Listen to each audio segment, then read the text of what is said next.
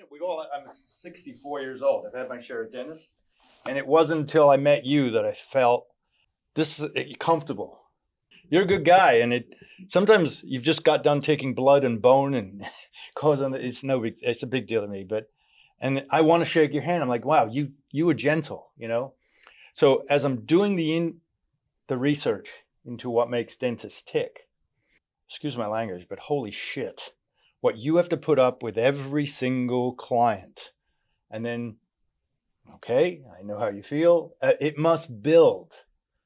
And we talked about jokingly, sort of, about dental, and that's a great stuff, but the profession itself has high levels of suicide in it. Mm-hmm. We joked about it. And I've told people the story. I said, isn't it the '1 profession for suicide? And you said, no, that's not true. It's number 3. I thought, well, I guess that's something. And I figure out why. And maybe we'll get into that if that's okay with your permission. Sure. Parkinson's is huge in our field. Really? Why? I think being bent in a specific position all day and using laughing gas. So laughing gas? Yes. How do you mean you can breathe it while you're giving it to somebody? Back in the day, yes. When I got into the field, I saw like a lot of the dentists that I knew that were retiring. A lot of them had Parkinson's. A lot of them had back problems. And if you go to any of the dental conventions as a newer dentist, you see all the older dentists. They're a little overweight. They're hunched over and they're shuffling their feet slowly. And I didn't want to be that dentist. So I can't imagine that everybody has your strength. I did some research. A landmark 2025 CDC study found dentists die by suicide at roughly twice the rate of the general public. And the rate has been rising for 30 years. Yeah. When you hear that number, what is your reaction? Is it true? There's not a dentist that doesn't know one that hasn't committed suicide. The person that's watching this right now, what is happening in their mouth right now while they're sitting at home? So if they're unscrewing something, ripping something open, or getting something out of a bag or container, it'll cause cavities. And explain that. So if it doesn't fly in the sky or run on the ground, it will cause cavities. And so you don't think that even bottled water, the pH in certain bottled water is bad for your teeth. So knowing what their level of anxiety is, and verbally and with pillows and blankets and everything, we can make things better for them where, 99% of the patients, we don't have to sedate. We can talk them through it. We can make them more comfortable. So today, welcome to What's It Like? Today, my guest has spent over 2 decades inside the mouths of strangers. Correct. And built a career most people would never fully understand from the outside. Dr. Shelby Denman is a dentist, former practice owner, clinical director, trainer, and one of the most experienced practitioners in the country. Today, we are pulling back the curtain on dentistry, the myths, the fears, the science, and where this profession is headed. We're going to try to find answers to the following questions, tongue in cheek. Should you brush before breakfast when you get up or after breakfast? Flossing versus Waterpiks, big controversy there. Fluoride, yes or no? Why do people fear going to the dentist? Will it be easier to go to an AI dentist rather than a human dentist? And is it true in dentistry, no pain, no gain? So today we're talking to a good man. I say that because I am a patient of his. And every time I go, and as I've gotten older, I've unfortunately gone for some major stuff. And I go in kicking and screaming, and I'm a pest, and I'm just, who wants to have all that? And the man is This is the number one reason I want to interview him. He's so calm and collected and makes me feel so at ease. But as I did this research, I got to thinking, everybody's an idiot like me. He faces idiots like me, and he doesn't perceive them as that, but it must build up. So we're going to get a little serious later on about, unfortunately, what and why dentistry has a high rate of suicide, larger than the average American rate of suicide. So we'll look into that. But why did you go into dentistry?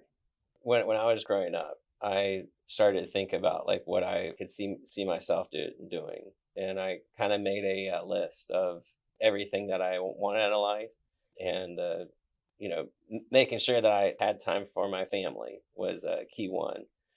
And so I really like helping people. I feel like if you can get somebody out of pain, have them chewing again, so that they can process their food better, stay healthier.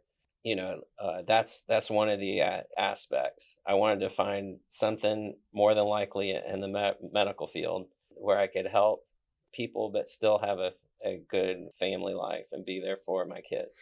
But that's a lot of reflection on where you were and where you wanted to go. Where does that come from? What was there, something that sparked your interest? Sure.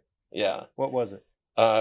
So my best friend's dad was a dentist. My soccer coach was a dentist. My Boy Scout leader was a dentist. And so all three of them, growing up with their sons and seeing that their family was always around, supporting them and helping them, and their quality of life was, as good or better than my own. And so, yeah.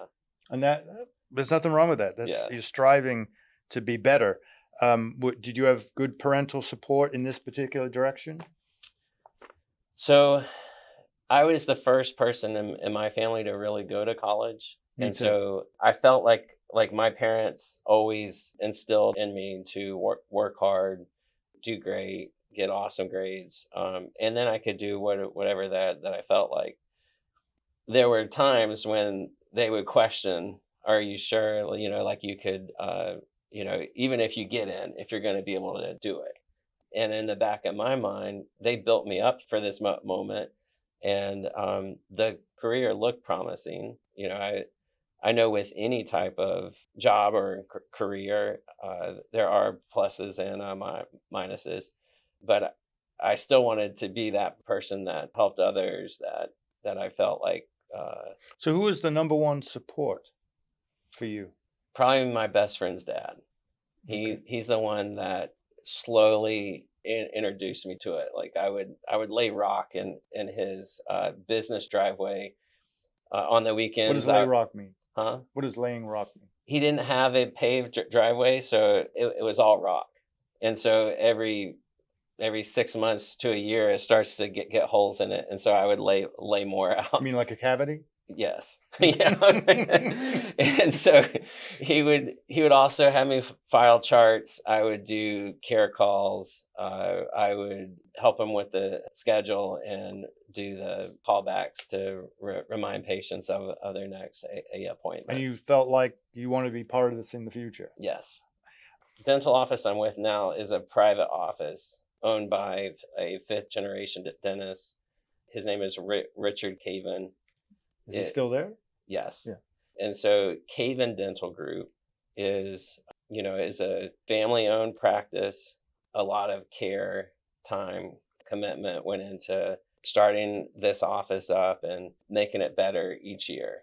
And it reminded me a lot of my own private practice.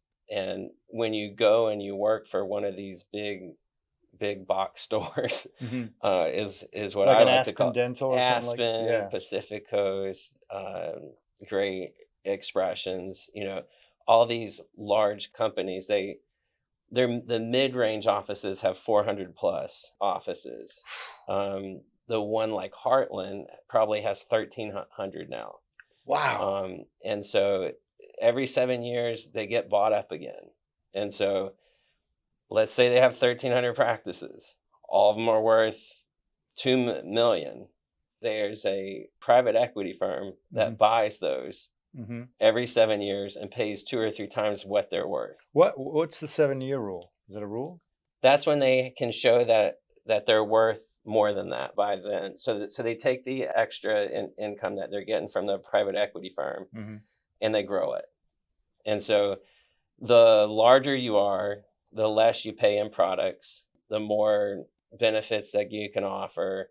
And a lot of them contract or have contracts with insurance companies to actually get paid more. Does that take a lot of the headaches off you because you've owned practices? Yes. And this is a better way to be a dentist? So because they are a business, they're looking for somebody that's been out of school for 2+ years. That's it? Just 2 years? Or right out of school. As far as hiring or? Yes. Okay, yeah. All right. And so they're trying to keep their bottom line down. They're looking for hardworking individuals that are great with patients that they feel like they could keep. And so they know that if they have you working for them for 3 or 4 years, that you're probably going to be with them for a very long time. And so when you hit that 3 or 4 year mark, there's more incentives and buy-ins and all of that. With all that corporation and that discussion of the corporate entities, when I visit your place, it does feel like a family. Yes. Like a lot of the employees have been there, even through COVID, a lot longer than most businesses hold on to their employees. Yes. What's the secret there? We can't do it without them. And so we don't have turnover because, probably within 4 or 5 years, 75% of dental offices will be a dental service organization owned office. It'll be one of those big offices. And they can't spend the amount of quality time with the patient. And most employees don't want to work there because they're having to churn people in and out all day long. They don't have time to have a conversation and get to know them. A lot of the products they use more than likely aren't as superior to what we have. A lot of the technology probably isn't as superior. But the people that come and work for you, they see that difference. Correct. So do you get a lot of, if you will, Aspen dental cast-offs that just don't want to go that way? Yes. So a lot of people shop, just like when you buy a car or go anywhere. And so we're probably at 80% of where everybody charges. We're not on the high end. We're not on the low end, because we want to be an office that's for, people that value us, but can still afford to have work done. I don't know if this is how dentists get their start, but your BS, where'd you go to school for 4 year? University of Florida. It was in food science and human nutrition. Is that the normal path towards dentistry? It can be. Why did you choose that? So I grew up in a small town. Agriculture is huge. What state? Florida. Florida. Yeah. And so that's what I knew. I was always about working out, eating right. And there were 3 main degrees that you could do to get you into medical vet, dentistry, optometry, any of those things. And so. And did you go straight into dentistry school after you graduated? What's the process there? So I did not. I finished up my undergrad. I took a year off of reflection. How did your parents feel about that? They were happy. Really? Yeah. So they knew that I had worked hard in undergrad. My dad worked in the food business, and so he was happy that I was trying out something for a year, and what it ended up doing is pushing me more towards wanting to do what I thought that I did. And how did you decide, and what made you decide after that year, this is what I'm going to do? So I saw the limitations with the degree that I had. And so I could go from business to business and inspect their food. And the biggest thing that I like about that is you meet people every day and you get to chat with them. And in my mind, I was keeping, the people that bought those products safer. Yeah. And so I think that there's a huge need for that. the limitation is that sector's not well paid. And so you go and you work for a larger group like Darden or one of the other food processing places that makes meals in bulk for large businesses. And so I almost got a job with one of them, and I felt like, like the store owners, knew what the parameters were and did not like to see you, and so it kind of reminds me of my job now. Like nobody wants to have you there, Yeah. but there is a true need, and I'm making people healthier and safer, and so it pushed me to at night study more and reassess and take the entrance test to get So into dental school. you never forgot that path that you set yourself as a younger person about. You wanted to Yes. better yourself and how you wanted to do it. Yeah. And as you studied for this, did it seem to fall in place that you were on the right path? Yes. Yes. Yeah. And so what does a dentist do? Does it pass a test, or what's the process? Yeah, so you have to have a certain GPA. Every school kind of lays it out. That this is the type of student that we're looking for. A lot of it has to do with your GPA. There's a dental admissions test, just like there's a medical admissions test. And it has everything from science to math to perceptibility. If you fold a piece of paper 20 different ways, and you were to punch a hole in it, where would the holes be when you open it up? Stupid things, but it was pretty awesome. Like that's the part that I did the highest on. Oh, I think okay. I missed one. Okay. And so out of the whole test. And so Well, you found a couple of holes in my teeth. That's yes. for sure. How long is the schooling for dentistry? Well, with the dental admissions test and the test scores, there's community credit hours. Like you have to volunteer, you have to immerse yourself in the field that you want to go into, like work at a dental office. But they want a well-rounded person. So I held certain offices in my fraternity, as well as the fraternity council. A lot of different jobs. Like they want you to have a full load. Like they want a certain amount of credit hours to know that you can take that many, plus work part-time, plus volunteer, plus How long be did in the this go field. on? So this is probably 4 or 5 years while you're an undergrad. So are you making money at that point? No. Some, like when you work part-time, but Yeah.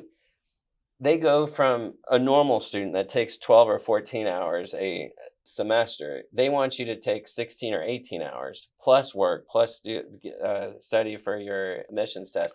They want you to be able to do that because your first year in dental school, you're taking maybe 24 hours a semester. So it's tough. I mean, it's full on. You're getting there at 7 a.m., you're leaving at 7 a.m., and then you have to study an hour for every hour that you were in class. How large was your class going in? 128. At the end, how many were left? Well, that's the regular students. There's also advanced standing students from other countries, and we had 80. So it was a big class. My first year, they kicked out 25. What does that mean, kicked out? Just couldn't hack it? Asked them not to come back. Yeah. So were you always worried about being asked not to come back, checking the mail? I finished the first year at number 100. Out of 200? Out of the normal students. Yeah. Out of 120, 28, something like that. I was number 100. But you made it. I did. See me or free me. Yeah, and I actually graduated probably in the top 20 students. All right. I found my flow after that. So it made you work harder. Yes. Yeah, I know that feeling. Yeah. So when you graduate, do you automatically get a job? Most people nowadays are doing what we call a GED program. Is it GED? AGD. So it's advanced dental. Yeah, and so they're doing that for a year or two, and most people that are doing that are either getting more skill set to be able to work as a general dentist away from school, or they're gonna they're trying to decide if they want to specialize. Did you specialize eventually? No. No, you did general. Yes. Which- I got into pediatric dentistry. I did not decide to go that route. Like I love seeing kids, but I love to see a adults too. Okay. Yeah. So let's get into some of the myths. Is that all right? Sure. Okay. So again, it's not personal. These are questions actually people have forwarded me when they knew I was going to be interviewing you. One of them is, isn't it true that I'm guaranteed pain if I go to the dentist? So I can tell you most of the time, if you're having dental work done, unless you've waited for it to be in pain, you leave.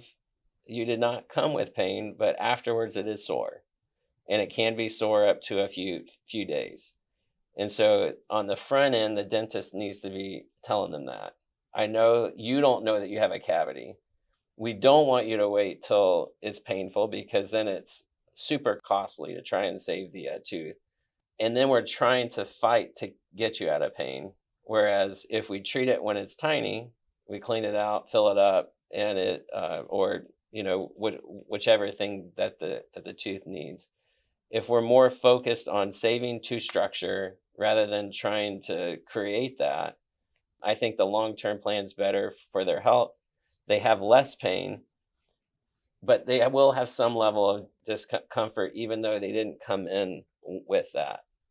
I believe the expression I heard is dental phobia. Are you familiar with that? Yes. How does one, as a dentist, help their patient overcome dental phobia? Just by telling them that if they take precautions, they don't have to go through this? Or is there more to it than that? Meaning, I read somewhere that you, I don't know if it's called specialized, but in sedation. What is sedation? So there's a lot of different types of sedation that can be given. Most of the time, we can talk a patient through the whole process where if it's not something huge, we can get them through it without having to do laughing gas, conscious sedation, or generally anesthesia. And so it could be in gas form, pill form, or IV. I read, what is conscious sedation? Is anytime that you're sedating somebody, and there's a level 1 and level 2. Level 1 is where you use one drug. Typically for a adults, it's Halcyon.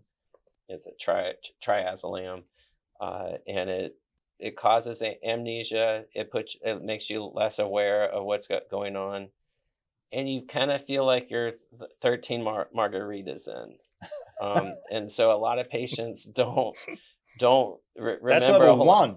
Yeah, that's level 1. Can I get to level 2? Level 2 is if we combine multiple drugs. Yeah. And so we could do Halcyon with Demerol, or Halcyon with, anytime that you double up. But anytime that you do level 2 conscious sedation, you have to be able to intubate or have that available. So a lot of dentists, especially in the state of Florida, Texas, and all these, where there have been dentists that have overdone the sedation and that patient's not here anymore. They have made it stricter, which is great. They're preventing people from getting to that level of sedation where the dentist now has to know how to reverse it, how to intubate, and has made it better and safer for all the patients. This maybe is a reverse here. Is there a single most effective thing that a patient can tell you before the appointment starts about how nervous they are and why? So I think each office should have a good paperwork where they ask these questions and the dentist actually takes the time to actually read them. That's made me effective to know, like, is it them just walking through the door? Is it the sound of the handpiece?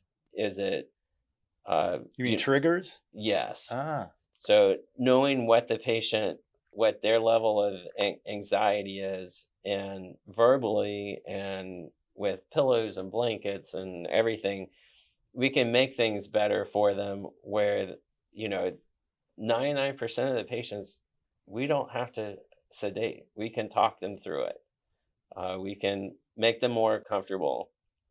When most of the patients that I ask, when did this happen? And it was probably a less than stellar appointment. Mhm. And most of the time, the patients say, I was at the dentist and he was trying to take a tooth out and his knee was on my chest, and or they were working through the dental work without them being numb.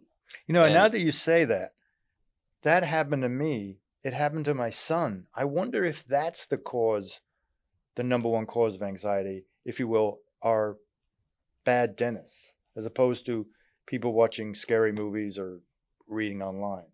Do you see a lot of that where it's a previous appointment is the major cause?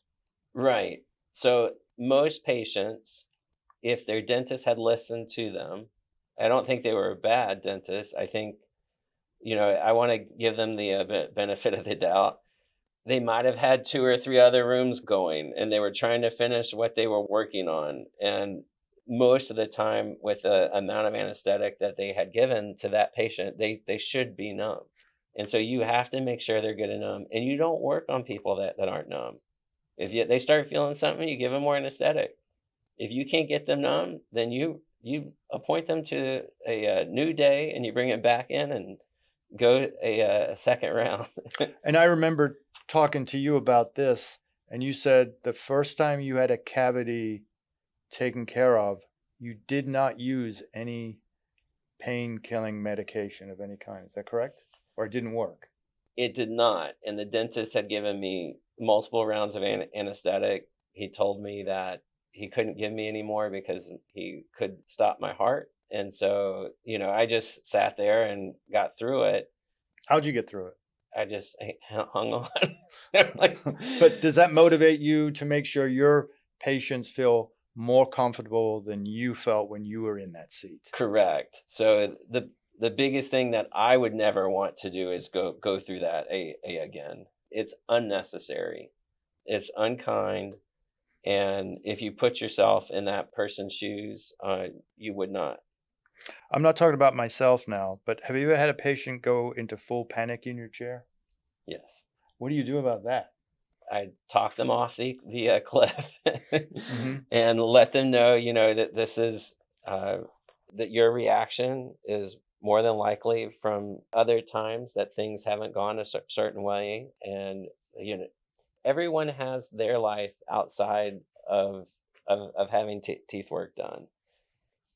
They could be going through a divorce, crash their car, late to pick up their kid. There's a lot of factors, and when they're at their most vulnerable is when that comes out. And so I'm going to sit there and I'm going to listen and, hold their hand, do anything that I need to. And we don't have to get done what we had sought to do that day. I'd like to work on someone that's calm. And so if that's not possible, then we'll reschedule them for a different day, but we're still staying there, getting them through it. This calm, understanding reflection that you clearly have for the person in that chair, where did that come from? Where does it come from? That's learned behavior. Where do you get that from? Like my dad was a religious counselor. Mm-hmm. And so, every single time that I would talk about problems at home with him, he would say, let's look from the outside in. And let's find out why this person's acting this way. This is a learned habit. It could be something that they grew up with, and so that's helped me through a lot of things. So your dad's in your head even Yeah. when you're at work. Yeah. Is that a big role model for you? Yes. Yeah. Here's a myth. It doesn't hurt, so I'm fine. No pain means no problem. Is that true? So it's always good to not have pain. And I feel like we have failed as in the dental profession if we can't show enough evidence to the patient of what's going on to actually have a light bulb that goes off in their head to be able to have it done. If you're a quality dentist and have a quality team, then the average office has a third of the patients say yes. The stellar offices have 50% that say yes. We set our bar a little higher. I would say because of the time we spend and we have a dedicated team to educate patients and show them what's going on and tell them the consequences of going down a path of not treating it. We typically have about 70% that say yes for non-painful things. What's your goal? We would like everybody to, Okay. and we've had months where it is not 90.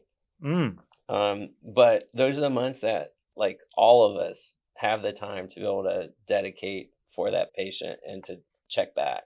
But just like every other job profession, everybody has lives outside of work, and we need everybody focused and crossing the T's and dotting the I's. All right. Yeah. The person that's watching this right now, what is happening in their mouth right now while they're sitting at home?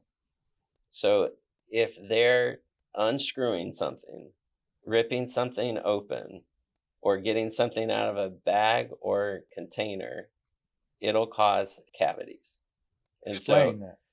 So if it doesn't fly in the sky or run on the ground, it will cause cavities. And so you don't think that even bottled water, the pH in certain bottled water is bad for your teeth. Well, hold on a second. I purposely drink, I got it up there. Hold on a second. I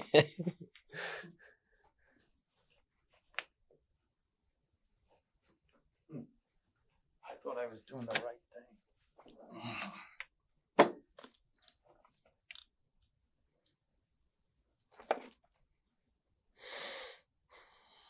This says it's 9.5 pH. So keep going. So that's awesome water for the teeth. And it's good. Yes. I will have some right now. Yeah. But the biggest thing that we see is, most people that are at the grocery store buying bottled water, they're not thinking about any of that. They're buying flavor water, something that's water. Not everybody likes the taste because there isn't any. They don't want to drink tap water. Tap water is healthier for your teeth because of fluoride in it. Fluoride keeps the teeth stronger. If they're drinking tap water in between meals, they typically can have what they like with a meal. If it's bubbly water or. So what's the best pH for a water for your teeth? So in anything that's higher than like 7.8. But some of the energy drinks, some of the bottled water, like the one that's owned by Coca-Cola. The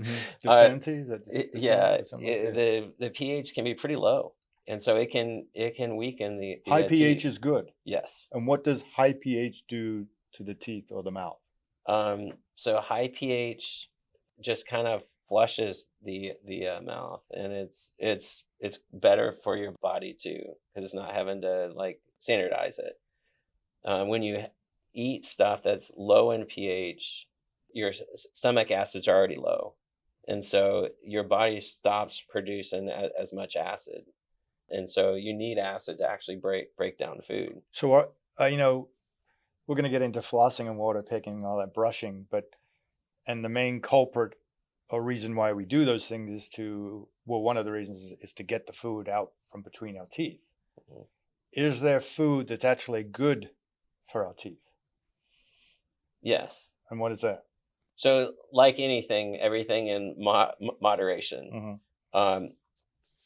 Probably more proteins are better for the teeth. And so, if we were to do a study on the carnivore diet or the keto diet or any of these diets where it's more protein based, less processed foods, less carbohydrates, you're going to see a lower index of cavities. We consider the mouth health the same as the overall health. So what does damage to your teeth is also doing damage Yeah, everywhere else. I read that bad dental prevention or failing to make regular visits over a number of years can lead to heart issues. Is that correct? Yes. Why is that? If you have periodontal disease, and periodontal disease is, we stipulate, is a disease that's worse than gingivitis. Gingivitis is swollen gums. Oh, it's not bad breath. No. Oh, that's halitosis. okay. Gingivitis is where the gums are swollen and bleed when you floss, in multiple areas. And it's just because the food is not being kept clean, and then professional cleanings aren't being done to get the calculus or the tartar off. That's something that can't be done at home. And so some people build that up quicker. And so when we look at the bugs, like if we were to do a saliva test and we find out that, you have Streptococcus aureus or like any of these bad bugs that are down in the gram negative area up underneath the gums, they cause more bone loss. Well, how do they proliferate? Food. If the food's not removed and then the calculus that collects more of the food is not professionally taken off, the gums stay irritated. Irritated gums, gingivitis, eventually causes periodontitis, which your body basically breaks down the bone to get away from the insult. And so teeth become mobile and they have to come out. Ugh. And so, but to answer your question, periodontitis has been linked to people that have a higher incidence of heart disease. But the main reason why that's the case is those bugs that we're finding in the bloodstream or in the heart are in the gums. So we don't know if, we know there's a correlation. We know there's Alzheimer's and a effect in the brain, everything. We know there's From the mouth. From the mouth. So it's a form of health insurance, in effect, by just keeping your mouth clean. We're one big tube. If you got an inflamed area, it's everywhere. And so if you have inflamed gums, that same blood supply that goes to your gums, goes to your brain, goes to your heart, goes everywhere. And so we can probably link it to arthritis, rheumatoid arthritis, osteoarthritis, Alzheimer's, people that are getting dementia, heart disease, plaque in the arteries, everything. We can attack that from visiting our dentist twice a year. Correct. And from preventative care. I didn't use a water floss till I first started visiting you, and you guys recommended it. And I was probably not flossing enough, or flossing. Now I've learned I'm not flossing the right way. Every time I go, I learn a new thing. I will brush twice, rinse, floss, and then when I use the Waterpik, stuff still comes out. Yeah. Why isn't it better to do the Waterpik versus floss? Because we always joke about this. I go, okay, I want to go to bed, but I got to spend the next 15 minutes. It's not 15 minutes. But that's how it feels. They're like, I Yeah. just want to go to bed. No, you got to go do this and do this. And it's a routine. Yes. So that you don't yell at me. Yes. Or I don't yell at you. Yeah. So what's better, flossing or water? You're on a desert island. The boat blows up. You swim to a desert island. Somehow there's electricity for a little while. And you've got a Waterpik and floss. Which is the best one to use? Floss. Floss. Why? Yeah. It'll stimulate the gums. It gets most everything out if it's done right. And I would always recommend brushing first, rinsing everything out, flossing, rinsing everything out. Those rinses with fluoride in them, are they a waste of money, waste of time? And whiteners too. So there has always been a need for mouth rinses. And most of the people that we recommend those for are going to have some level of halitosis. And so most people that have bad breath maybe not be able to brush their tongue well without gagging. Now I got to brush my tongue? Yes, Oh. you should be brushing your tongue. That's another top 5 That's minutes another there. 5 or 10 20 minutes before I go to Yeah. bed. So just think, all the crap you've ate all day long I don't want to think about this, but go ahead. is decaying, decomposing, and rotting in your mouth as you sleep. Guess what you don't do when you sleep? You don't produce spit. And spit is what cleans our teeth. What do you mean? Your mouth shuts down. It doesn't produce spit when you sleep. Why is saliva so important? Saliva has different things inside of it that help break down food as well as clean the mouth. And so people that don't have saliva have a rough time swallowing. They can't eat things that they have to actually chew and break up. And on top of that, every tooth will get a cavity. It's not if, it's when. And so before any dental work's ever done, we check to see if their cheeks are sticking to their teeth and tongue is sticking everywhere. Is it better to have your mouth closed or open with that in mind? Because your mouth dries when it's open when you're sleeping, or it doesn't matter? Closed. Closed, because I close. Yeah. I'm a closer. Yeah. And so it's been popular over the last few years to mouth tape. Mouth tape? Mouth tape What is when that? you sleep. And so people are putting a wide piece of tape that pulls out the beard probably, but they put a wide piece of tape here and it prevents you from opening your mouth when you sleep. It's beneficial. It's beneficial for a certain population that is also doing nasal lavages before going to bed, like rinses of the nose. Should I be doing that too? If you have a problem keeping your mouth shut. And so I'm up to 25 minutes now. yes. And so if you're taping, you should be rinsing. All right, let me get this straight. Brushing, rinsing, flossing, water picking, taping, and am I missing one? Closing. And then you what's it called? Nasal lavage or any type of spray that will flush the So I got to do out. 7 things before I go to bed. The lip taping are for snorers. Okay. So if a lot of the population of the U.S. are overweight, most men under the age of 50 snore. If you snore, you're getting less oxygen. So your oxygen saturation for your brain, your heart, everything dips. And so if that dips a certain amount in the evening, your body is not working to rebuild. So this whole health, you went to school with health and nutrition as the basis of your study. It's tremendous how much you know, and I am learning that the mouth is everything. Yeah. For the future of your well-being, your lifestyle, how you even sleep. Yeah. And how early you have to go to bed. And your longevity too. Because?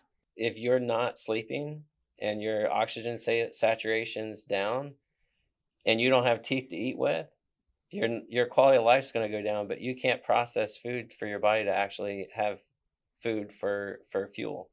But you must brush, you must floss, and all these 7 other things that I'm supposed to do. But the most important is flossing. The most important thing that nobody does. Yes. Yes. I just did an interview about a lady that climbed Mount Kilimanjaro. Let's put it up there for the viewers at home. And she said, I said, well, how did you do the normal things? And I was implying, where do you go to the bathroom? Because there's a group of people climbing Mount. She goes, oh, I always took time out to floss. Nice. Is it that important that when you're climbing Mount Kilimanjaro, I should be flossing? That is awesome. I don't know if I would have that dedication, but she was dedicated. That's awesome. Yeah. So that's how important flossing is. Yeah. Wow. I mean, I would be worried about my food freezing. And don't look down. Yes. Floss, but don't look down while you're flossing. Yeah. Okay. Is there a correct or incorrect way to floss? Yes. So most teeth are kind of bell shaped. So they're bigger at the top and narrow at the bottom. So when you go through the contact, you should pull it towards one tooth and scrape up and down, and then pull it towards the other tooth and scrape up and down. It's called the C shape. How long does the average flossing take? A minute. Got 28 teeth, most people. Yeah. All right. Which is, your implication is it's so easy and it's so quick to do. Why don't you do it? Yeah. Percentage of people that don't do it. So a lot of people are turned away from it because the floss shreds, it breaks. Stuck between the teeth. Stuck between the teeth. Crazy. But if you find a brand that's working for you, I truly think that it can be done by everyone if their dental work was done right. Before or after you brush? I know you're good, but before or after you brush, when do you floss? After. And back to the original beginning, and I tell you this for a personal reason. My wife gets up and the first thing she does is brush her teeth.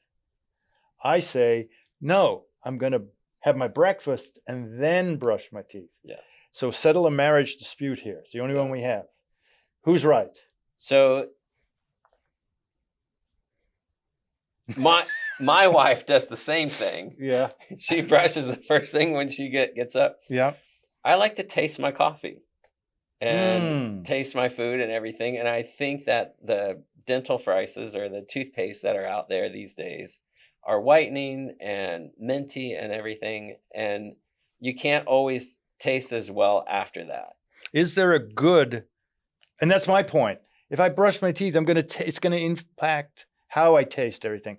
But I guess I should have been. It's probably safer for you to not brush if you're having coffee when you get up, because you have that plaque layer. The plaque layer, the stain hooks to, but then you're brushing the plaque layer off. If you brush the plaque layer off, and then your raw teeth are taking the stain of the coffee more, probably. So from my dentist, you'd like to see your patients do. But I wasn't the one that told you that, if you're telling your wife. Okay. Well, she's not going to watch this. But so from a dentist standpoint, you should brush after you have. I don't know. What's the answer? I tend to think that it's better practice after each meal. Okay. That's a good conservative way to talk about it. Because you would have brushed before going to bed. You haven't ate anything all night. How many times a day should you floss? I do it 3 times a day, but 3 times? Yes. After every meal? After every meal. Wow. But I think for most people, doing it at night, that's the most important time, because like I said, the mouth doesn't produce any spit. All that stuff's fermenting and decaying and decomposing and rotting on your teeth and eating away at them. From best I could tell, studies show water flosses can remove up to 99.9% of plaque from treated areas and are more effective than the string floss for gum health and gingivitis. Does that sound correct to you, or is there a variation there? No? No? And why is it? I mean, can you do one without the other? I know you'd say do both. Yeah. So if I have patients that would not floss, then yes, it's 99% more effective in between the teeth than just brushing alone. But if they're willing to floss and can, dexterity, water flossers, power toothbrush, all these were made for originally for patients that did not have the manual dexterity, that were disabled. And so what they found is they worked so well on that population. Why not use it with every person? So what about electronic toothbrush versus the regular old toothbrush? Which is best? If you're using it for the allotted amount of time that you should, the powered toothbrushes will always do a better job. It just brushes more. Okay. Yeah. And does it get to better and more places? Yes. More times? Yes. Okay. So what's the average amount of time you should be brushing? 2 full minutes. 2 full minutes. Yeah. Is there a song that you should be singing so you know the 2 minutes has passed? All of the toothbrushes are set to go off after 2 minutes. Okay. And they'll kind of buzz after each each side of the tooth. So 30 seconds on the top front teeth, 30 seconds on the back of the top front teeth, 30 seconds on the back of the bottom teeth, 30 seconds on the front of the bottom teeth. Oh, I love this. Yeah. And then it shuts off. Okay. And you can set it for 30 more seconds for your tongue, but you really don't need that. More personal stuff. I will use the electronic brush, and then I'll find a regular brush and brush, fearing that didn't do the full job. Silly to do that? It's what you're used to. Yeah. So I mean, well, not silly. Am I hurting myself by doing that, no, or helping myself? No. Okay.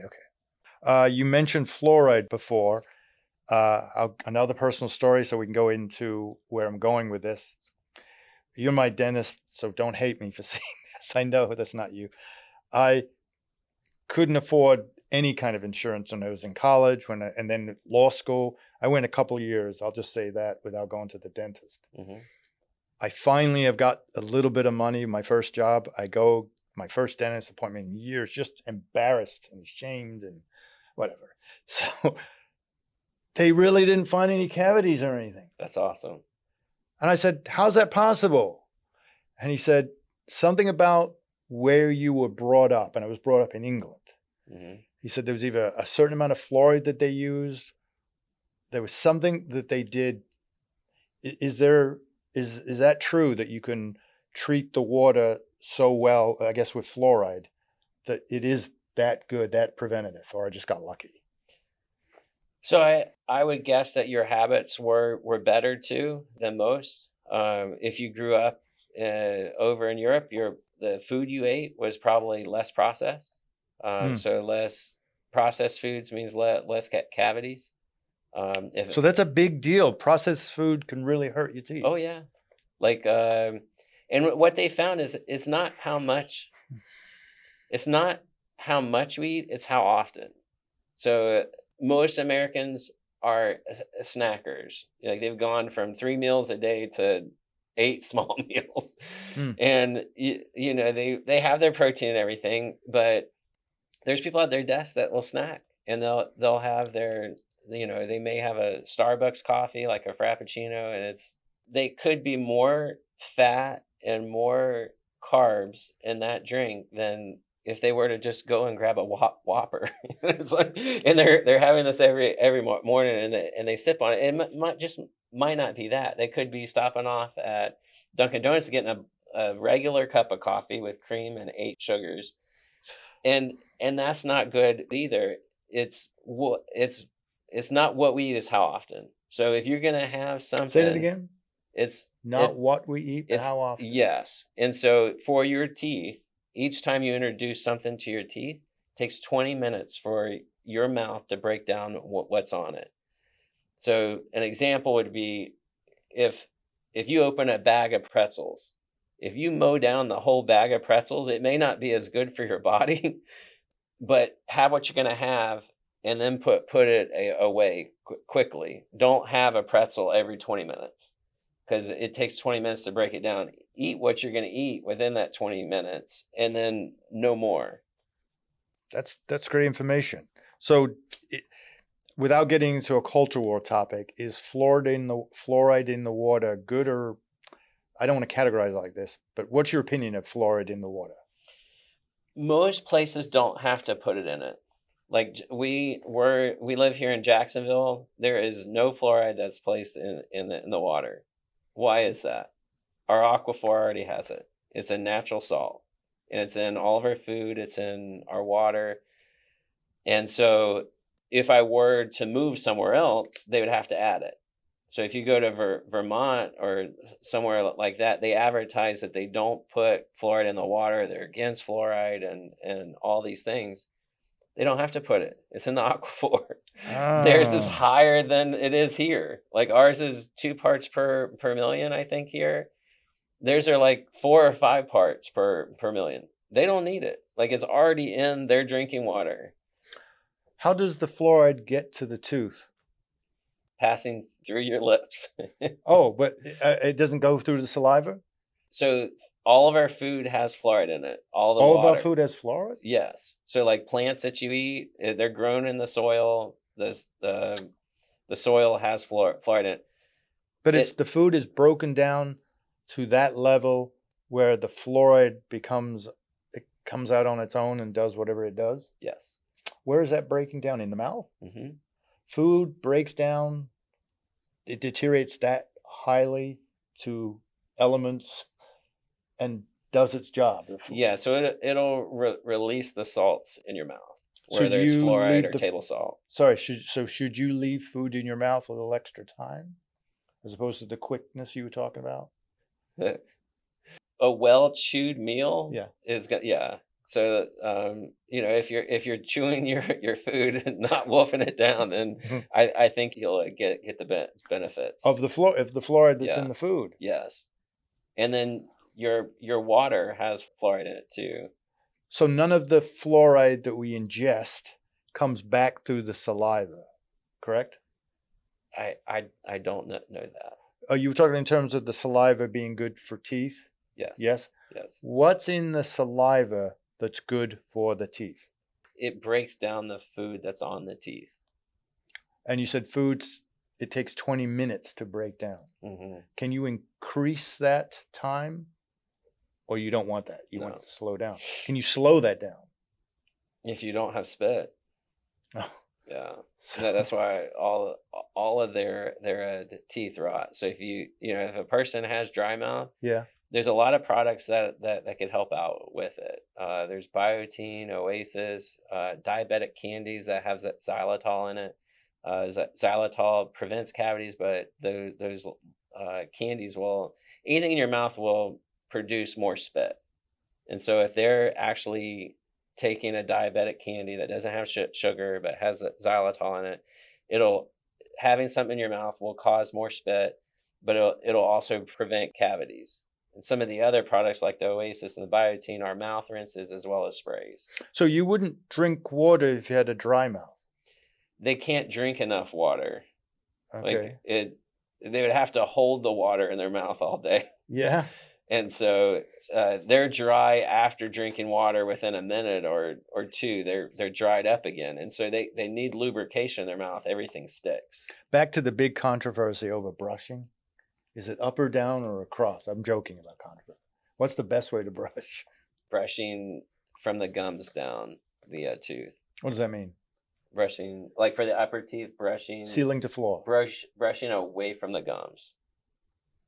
Is it like a curve? Yes.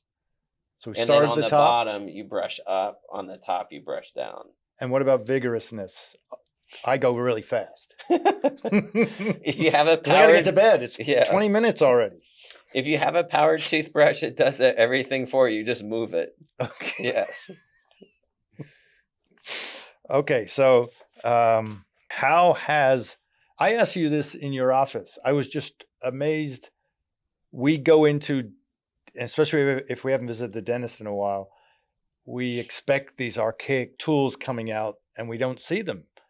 It's sitting in your chair, well, not the best use of my time, but apparently it's turning out to be a really good use of my time.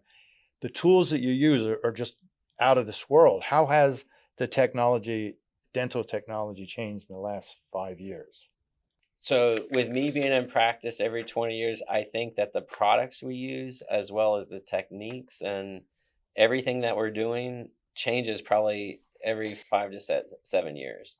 AI is huge right now, and realizing that and knowing that there's a periodontist that I used to refer to in Austin, Texas. Back in 2017, he had a robot that was placing implants. And we're in 2026, and are you looking into that? I'm still placing them. I have some level of trust in that. Yeah. But I know that 3-dimensionally, me overseeing either it's me or them placing it, I think that's where the future is. Is there a conference you can go to, to see if that's actually becoming more viable?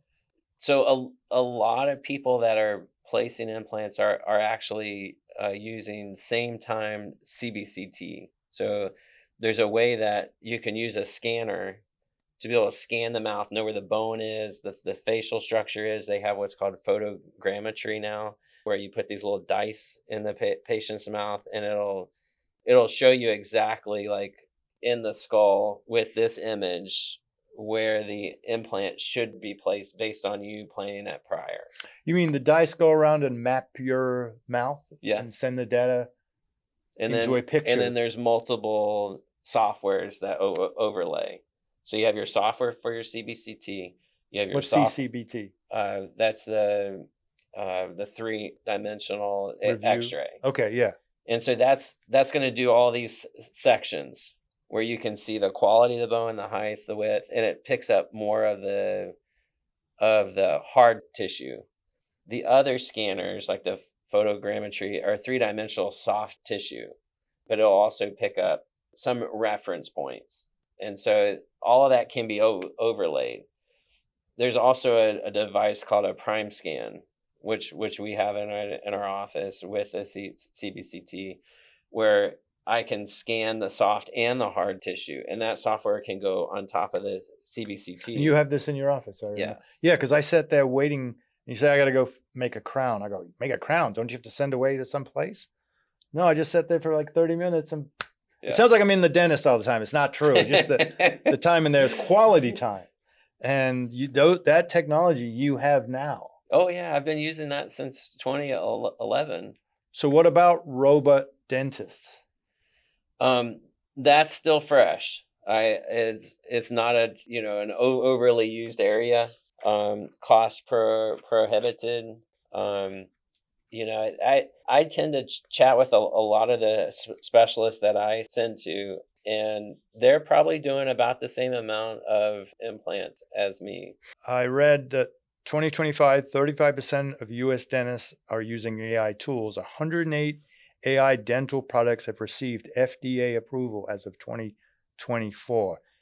AI imaging detects cavities with up to 90% accuracy. Does that sound right? Yeah. Versus 40% for some guy just looking in your mouth. No kidding. Versus conventional x-rays. Yes. AI in dentistry market projected to reach $3 billion by 2030. So do you see, it sounds like you're ahead of the game. You're staying on top of things. Yeah.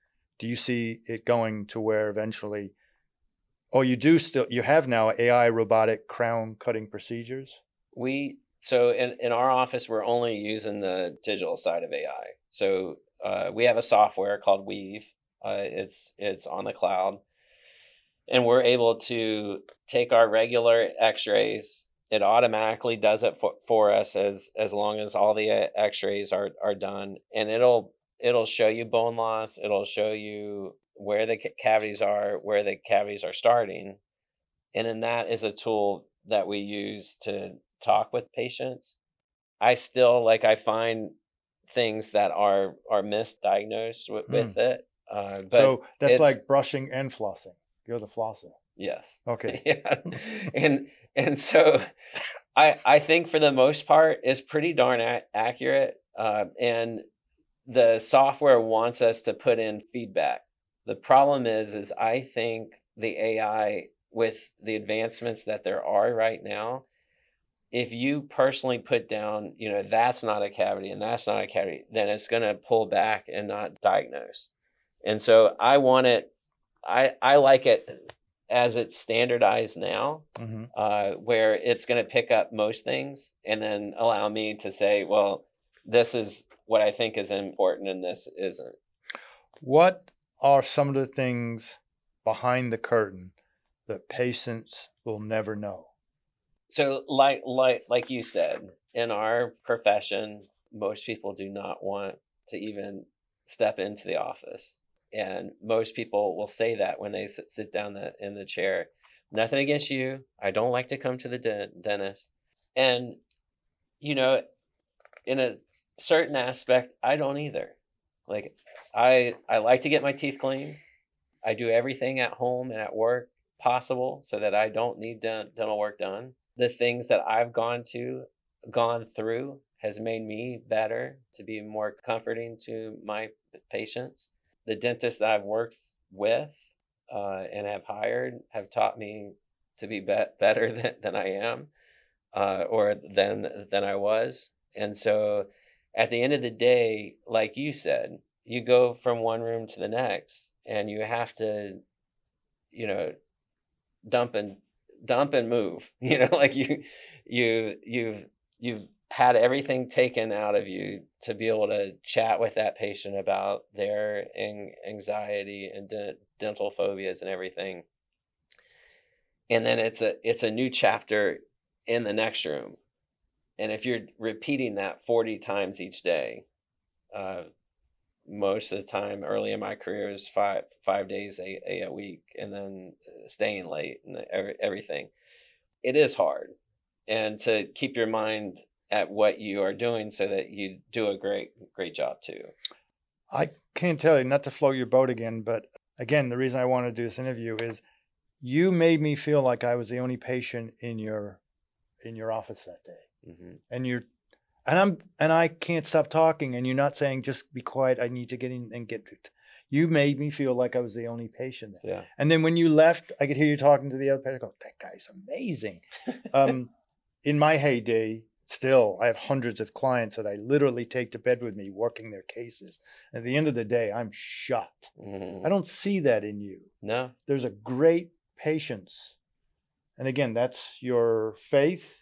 Learned, Yeah. your role model of your father. Well, every patient deserves that. Like they need somebody that's going to listen to what they're saying and be present and not worry what's going on in room 3 or 5. It's not them. They're there for them, and I'm there for them. And then the other things are still going to get taken care of. I can't imagine that everybody has your strength. I did some research. A landmark 2025 CDC study found dentists die by suicide at roughly twice the rate of the general public, and the rate has been rising for 30 years. Yeah. When you hear that number, what is your reaction? Is it true? There's not a dentist that doesn't know one that hasn't committed suicide. What's the number one cause of the suicide? For the people that were in my life that happened with, they didn't have the proper work-life balance. So they were taking jobs outside of, like just working crazy hours, but still trying to have trips and date, and drugs and alcohol play a big part too. Why is that? Do you guys have easy access to drugs, your doctors?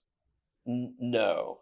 So if you do sedation dentistry, which I do, everything that we give out to a patient, I don't even keep in the office anymore. It's written to the patient. They bring it with them, and then we use what we're going to use, and that's it. It's not kept there. It's a huge liability to keep these meds and medications in the office. My office in Round Rock, Texas, and in Austin both got broken into multiple times. Were they the dentists that broke in? No. Were they the people that worked for me? Probably not. But they were people that knew the people that worked there, because they were able to get into the office somehow without having a key. And so those people stole the medications, and I had to do a police report, let the DEA know, and everything. It's a huge liability for the office. I think nowadays, that there's still that stigma that, if you're in the medical field, you should not be doing any of this. And it's true. Your mind is not in the right state.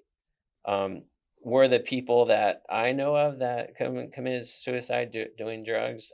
I don't know. I know that they were seeking happiness, and they didn't have it. So it wasn't anything about the profession that caused them. Like some of the things that were cited were debt, its isolation, the pain. There was one person that from day one started experience back pain because the the stretching and you're always leaning down into somebody. Litigation fears. Are any of that cited as reasons that you know of people? Yeah. Yeah, Yeah. that's part of your profession. Most people assume, when you're a dentist that, that you have a well paying job, and it is. For every hour that you're working, you are well paid. But then there's the cost of the office, the cost of doing business, and taxes, paying off student loans. People assume that dentists have to have a nice house, or they're just not a great dentist. But those are things and problems that these people probably have had to work through. I think if the dental schools had a business degree program within dental school that taught these people how to do QuickBooks, how to balance a budget, how to live within their means, and set them up with that type of program, and that they should be saving for retirement, because their back's going to give out. They could end up with, Alzheimer's or Parkinson's, or any Parkinson's is huge in our field. Really? Why? I think being bent in a specific position all day and using laughing gas. So Laughing gas. yes. How do you mean you can breathe it while you're giving it to somebody?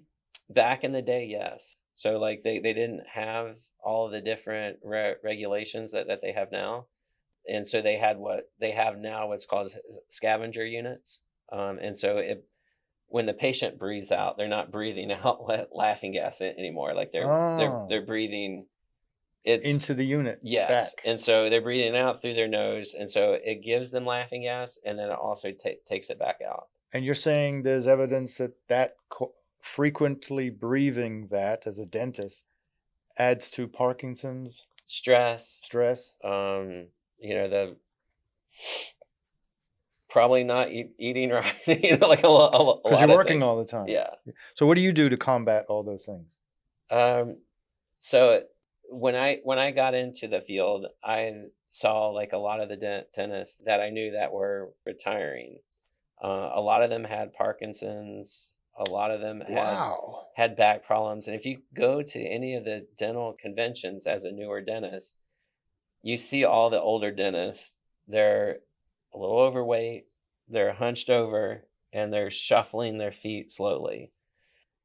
And I didn't want to be that dentist. So I still work out, 3 or 4 times a week. I play tennis. Even though I could probably make more, working more hours and extra days here and there, I don't, because I want to be able to, once I finish up, to be able to still have my mobility and health and quality of life. Which leads into my last 2 questions. I'm gonna let you out of here now. No, it hasn't been that long. Well, thank you. Yeah. If a pre-dental student asked you point blank, what does it take to succeed in this career, what would you tell them?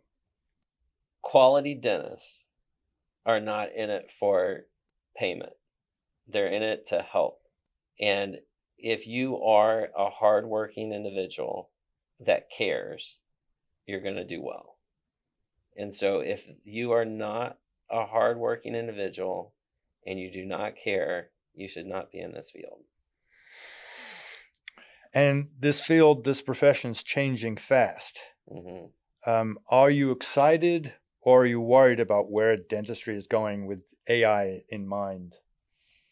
So the things that I feel like are going to change the field the most, and the level of care that's being provided, are the large brands. And I the quality is going to go down from what I've seen.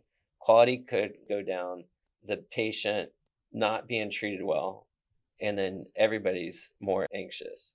And so you have a patient that obviously doesn't like to be there. They're not treated right again. And it's another 6 years that they don't go and see a dentist. Then when they do come, we're taking out more teeth and we're helping them. But what if that person's not there to help again? And it's another 6 years. It's a battle that we're fighting in our trade. We have to improve the level of care that we're doing for patients, the time that we're spending with them, and spending more time educating than just spackling something closed. We aren't sealing showers.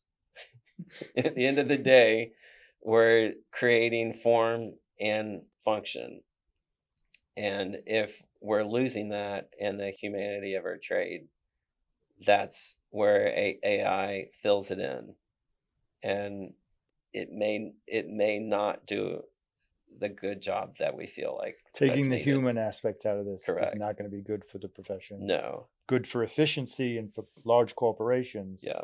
But it appears that your goal is to keep this a family operated, caring organization. Yeah. And AI would probably be best as a tool rather than a replacement. Correct. Okay.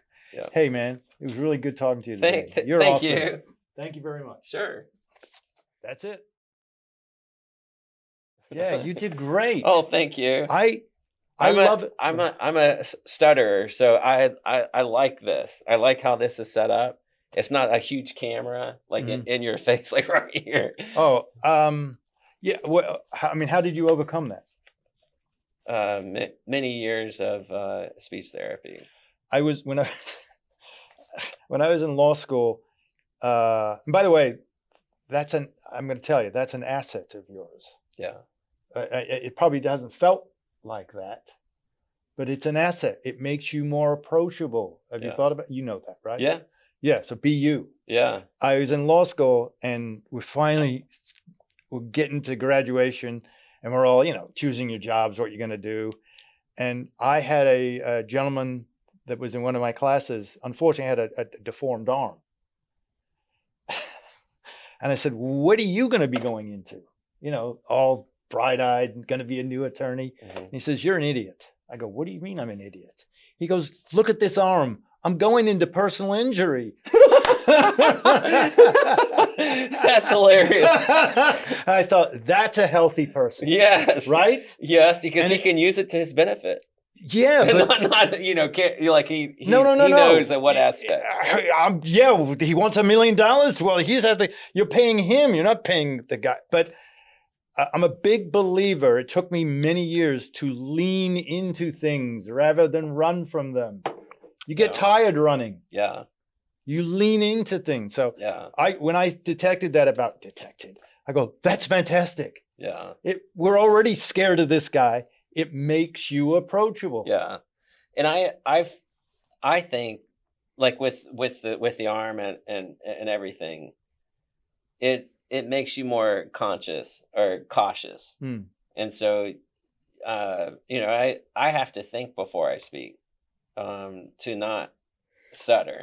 I want you to be a client of mine. Every deposition. That is fantastic. Yeah. That's one of the tools that I give clients when they're being deposed is the 5-second rule. Do not say anything until 5 seconds has passed. So you deliberately, and it goes quicker actually. And if I kick your leg, don't say anything. No. No, I got a technique. I'm not going to say what I got. But, again, I'm talking about my personal experience. What I noticed is my dental insurance is never good enough. Is that program wide? Is the dental insurance industry behind the times?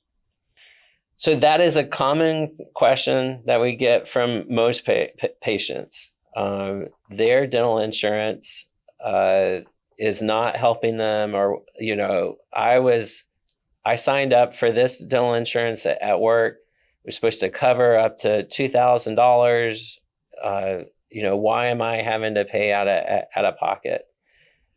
What most patients that haven't used dental insurance or were waiting till they got dental insurance don't understand is with every insurance plan, it's a discount plan.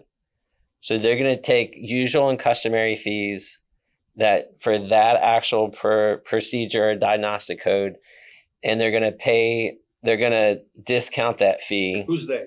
The insurance company and the office that you're going to. Yes. Oh, okay. And so there are times when there's dental offices that aren't corporate, that aren't contracted with an insurance company or not in that network, and they have their own fees. Most of the time it's a PPO insurance, which is what most employers give. It's a better plan than like a DMO. DMO means that you can only go to those specific dental offices, and typically they're more corporate offices, and it's at a very low cost. And so most of the really good offices aren't going to take those. And so the PPO are a discounted fee schedule. Plus, they're going to pay a certain percentage of each procedure. So if you are getting dental x-rays, cleaning, exam, then it's going to be a discounted fee. Plus, they're going to pick up, maybe if it's preventative, up to 80 to 100% of the total fee. At the end of the day, that's great, but that's going to pull away from the maximum for your insurance. Most maximums nowadays that are allowable per year is about $1,000 after they pay their portion.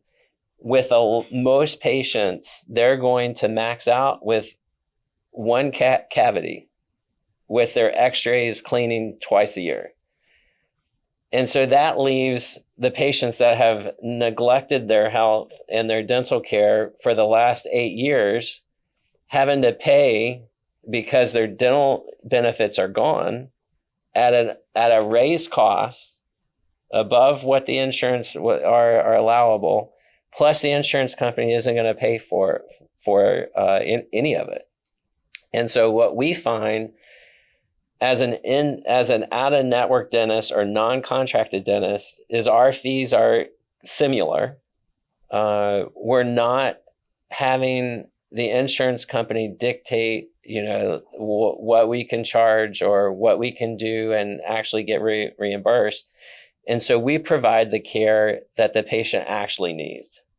And so if a patient doesn't have periodontal disease or doesn't need a crown, we're not putting that into their treatment plan. Whereas a franchise or a large corporation or in-network dental dentist knows that these specific codes are going to get paid. And so we're going to put that down. Patient may or may not need it, and they may not need 12 of them. They may need like one. And so I feel like it allows more quality time to better diagnose with a out-of-network or non-contracted dentist, or spending more time diagnosing things properly and only putting on your treatment plan what's necessary, and their recommendation. And then there's no maximum. So, you're going to pay a fee regardless of which office does it. And some of the in-network offices, at the end, their care was going to cost more there than with us, and the quality of care is a lot higher.